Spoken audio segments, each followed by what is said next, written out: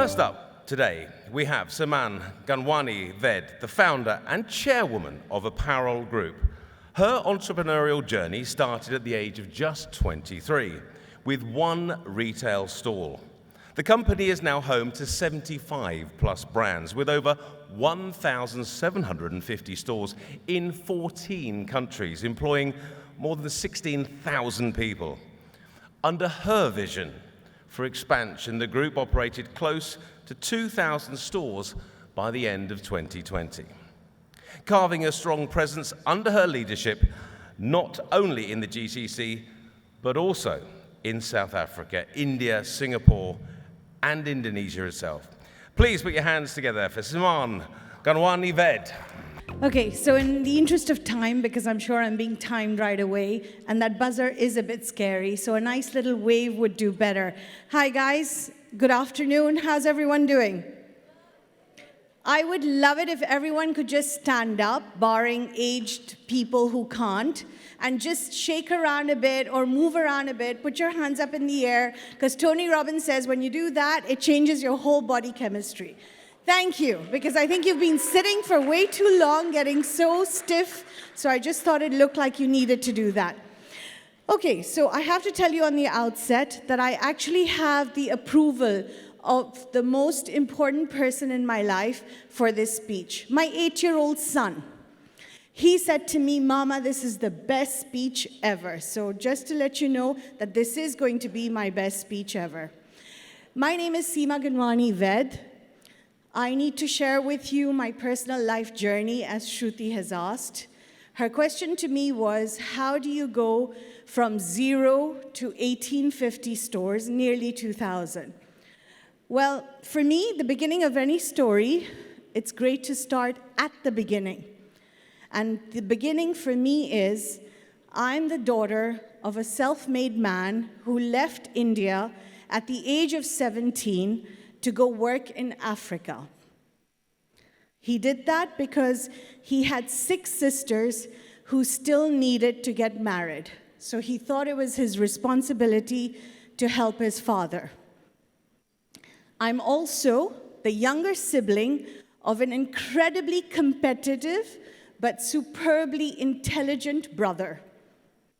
And most of all, if you can think about it, my dad could have gone to any city, country in the world, and yet he chose to come to Dubai after Africa. So for me, God already had this landscape planned. I wasn't going to have it easy. I mean, growing up in a city like Dubai, how many of you grew up in a city like Dubai or grew up in Dubai? Very few of you. The rest of you have surely missed out, I can tell you that.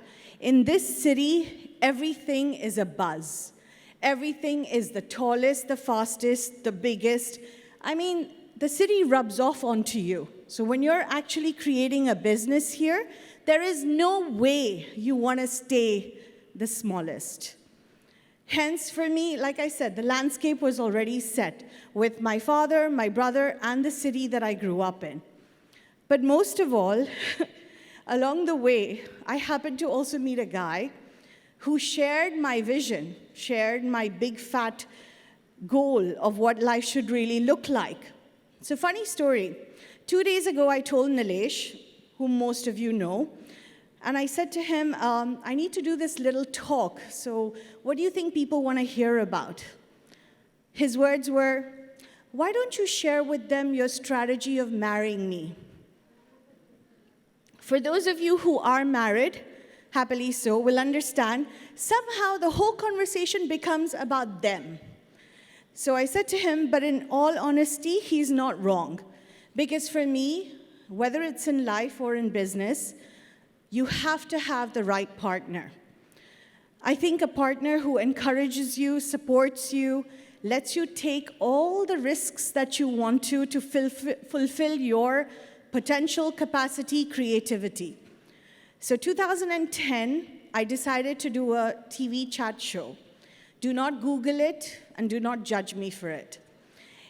He stuck a 10-meter by 6-meter billboard on Sheikh Zayed Road for the whole world to see. Of course, my kids loved it. My children drove past it every morning to school. Sometimes they stopped, they made their friends stop and take a few pictures and even talk about it.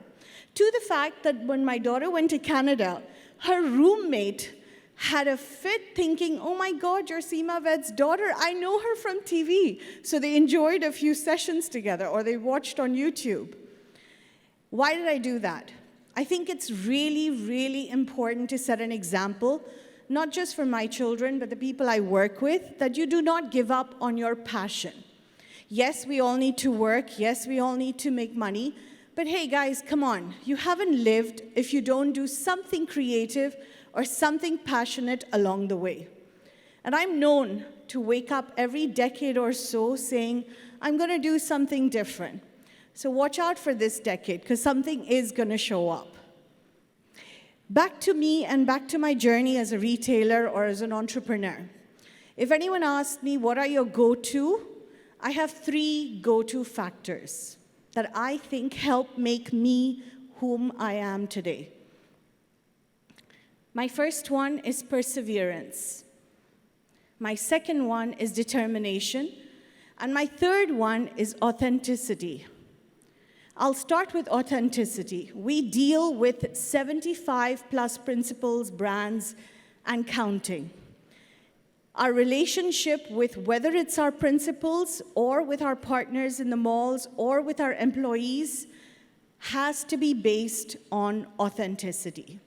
Anything unreal will come through very quickly and it damages the relationship. And we try and portray that in everything that we do, including our relationship with our customers. Determination. People who've worked with me will tell you, I have laser-focused determination.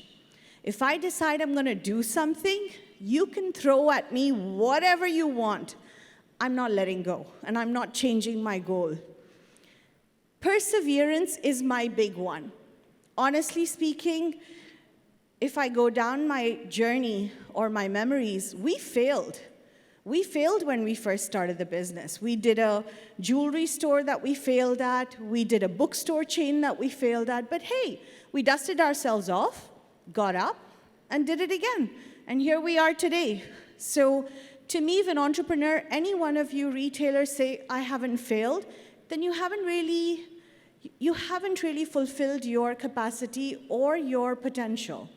Because taking risks and failing is a part of the journey, very much so. It reminds me of a story that is etched in my brain. I heard it at a Singularity University seminar. My daughter will, terrible at this, but okay, thank you. So there was an Olympian runner called Jim Thorpe in the 19th century. Jim was winning a lot of races. Jealousy prevailed, and of course, before an important race, someone stole his pair of shoes. What did Jim do? There was no sixthstreet.com to buy the shoes on at that time, 19th century. He went to the closest garbage, found a pair of mismatched shoes, wore them, and won the race. And this is, ladies and gentlemen, what we're looking for these days. It's called AQ, Adaptability Quotient. No recruiter should be checking your IQ or your EQ. It should be about your AQ. AQ is what will help us to pivot and to face any challenges that life throws at us. For example, in the lockdown, when all our physical stores were shut down, we all had to pivot. We pivoted to our e-commerce platform. I'm sure a lot of you did the same. But it's all about AQ. It's all about how do you face those challenges and how can you make it work for you in spite that. I know my time's nearly up. I will share 2 other things with you. If you haven't been to Singularity or haven't even considered it, please put it on your to-do list. I hope to see you there. Singularity University has the most incredible courses. No, I don't work for them, and no, I don't plan to own them either. But apart from that, I don't know if you've read Erin Mayer and Reed Hastings, the guy from Netflix, the CEO, his book on Netflix, The Culture of It. That, to me, these are the 2 tips that I would share, that if you are looking for something new to go down the road for, please do this. I will share you one last example from Singularity University that they shared, which will explain to you why we need to be aware of disruption that's coming to all our businesses. There was an Argentinian car wash depot. They lost 60% of their sales. Long story short, they did almost 3 months of investigation to find out that was it another car wash depot that had emerged? What had the manufacturers of the cars changed the paint? They weren't sure what had happened. After 3 months, they realized there was a weather app that could predict with certainty for people when it was going to rain, when there was going to be a dust storm. So people knew exactly when not to use their cars. And that's what caused their sales to fall. If you're a car wash owner, would you think disruption was coming from a weather app? I don't think so. So hang in there. We're all in this together. And I hope to see more of you as we go down this journey together. Thank you, Retail Ami, for this opportunity.